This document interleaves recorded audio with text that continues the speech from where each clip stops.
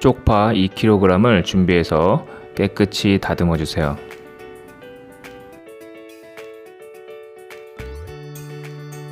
깨끗이 다듬어진 쪽파는 흰대 부분만 장아찌용으로 사용할 건데요. 5cm 간격으로 3번 잘라주세요. 쪽파의 40% 정도 차지하는 흰대 부분이 장아찌를 담가놨을 때 아삭하고 맛이 좋습니다.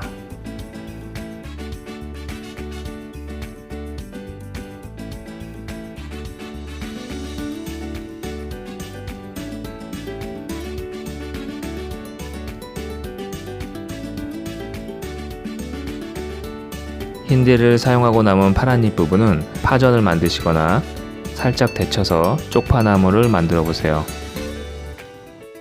5cm 간격으로 잘라 놓은 쪽파는 장아찌 담을 통에 담아주세요.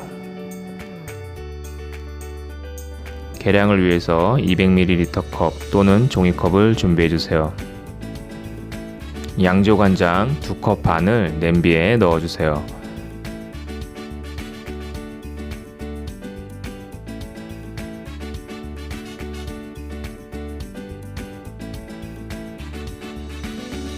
물도 간장과 같이 2컵 반을 냄비에 넣어주세요.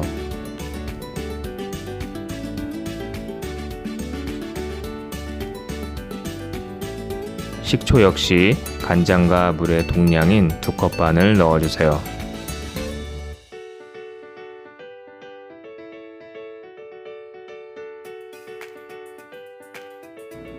설탕은 1컵 반을 넣어주시는데요.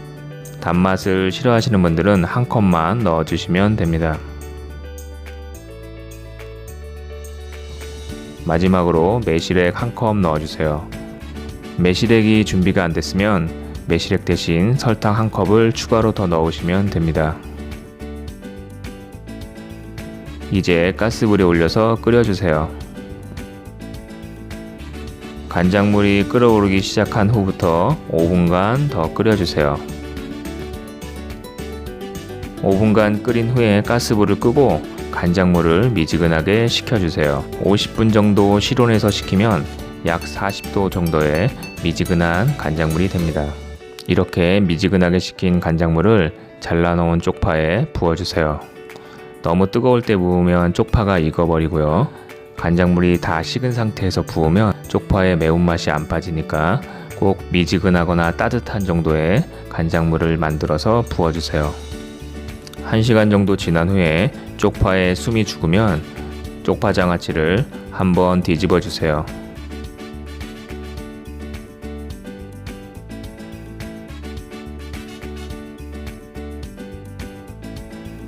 이렇게 한번 뒤집은 후에 뚜껑을 덮고 냉장고에서 24시간 숙성시켜 주세요. 만 하루가 지난 후에 쪽파 장아찌의 모습인데요. 아주 맛있게 잘 담가졌습니다.